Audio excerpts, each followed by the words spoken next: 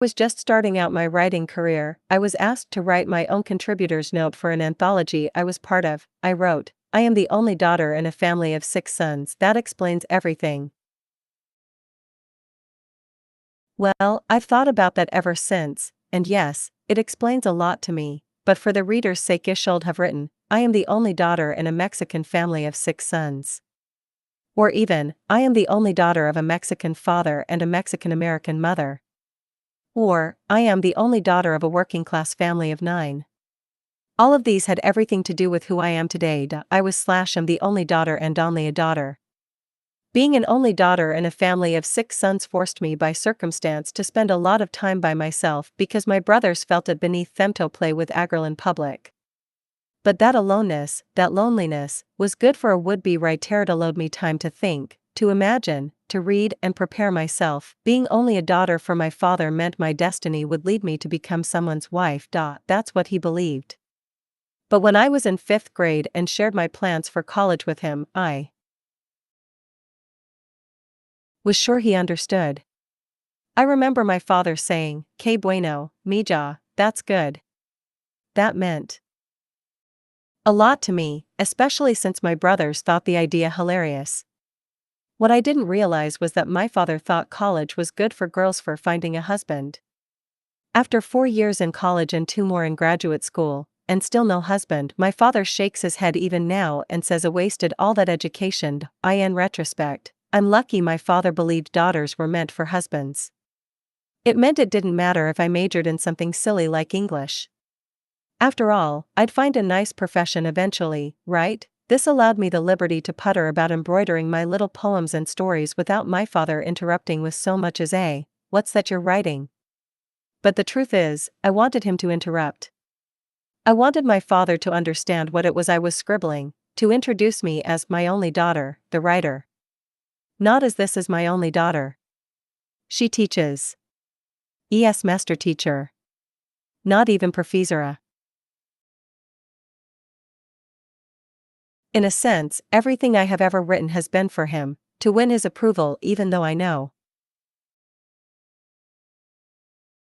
my father can't read English words, even though my father's only reading includes the Browning Kesta sports magazines from Mexico City and the Bloody Alarma magazines that feature yet another sighting of La Virgen de Guadalupe in a tortilla or a wife's revenge on her philandering husband by bashing his skull in with a malcajit, a kitchen mortar made of volcanic rock.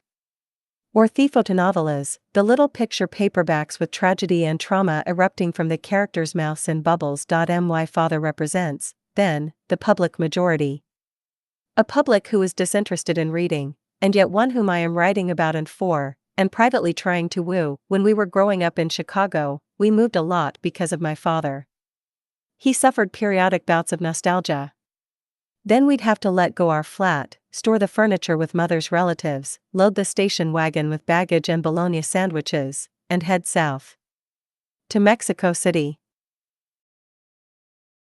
We came back, of course, to yet another Chicago flat, another Chicago neighborhood, another Catholic school.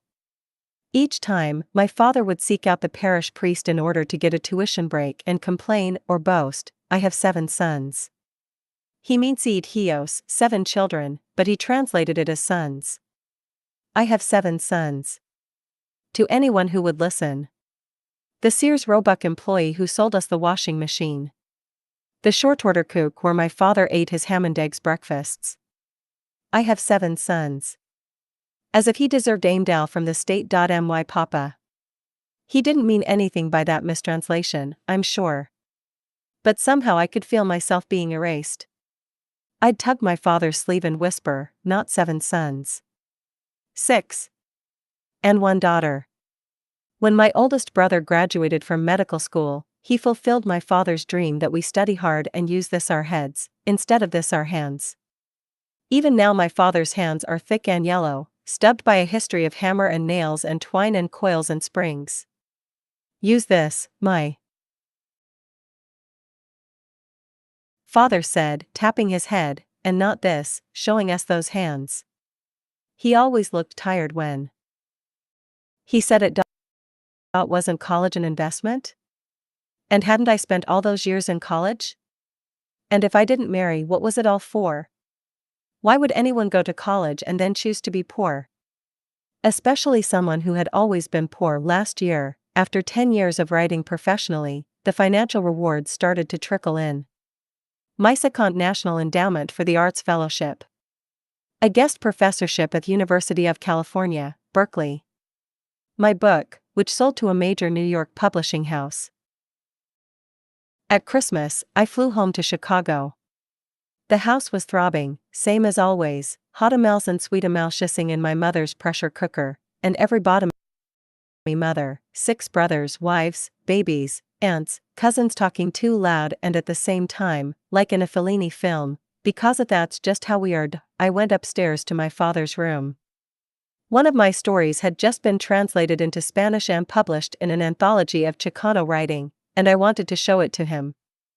Ever since he recovered from a stroke 2 years ago, my father likes to spend his leisure hours horizontally. And that's how I found him, watching a Pedro Infante movie on Galavision and eating rice pudding. There was a glass filled with milk on the bedside table. There were several vials of pills and bald Kleenex. And on the floor, one black sock and a plastic urinal that I didn't want to look at but looked at anyway.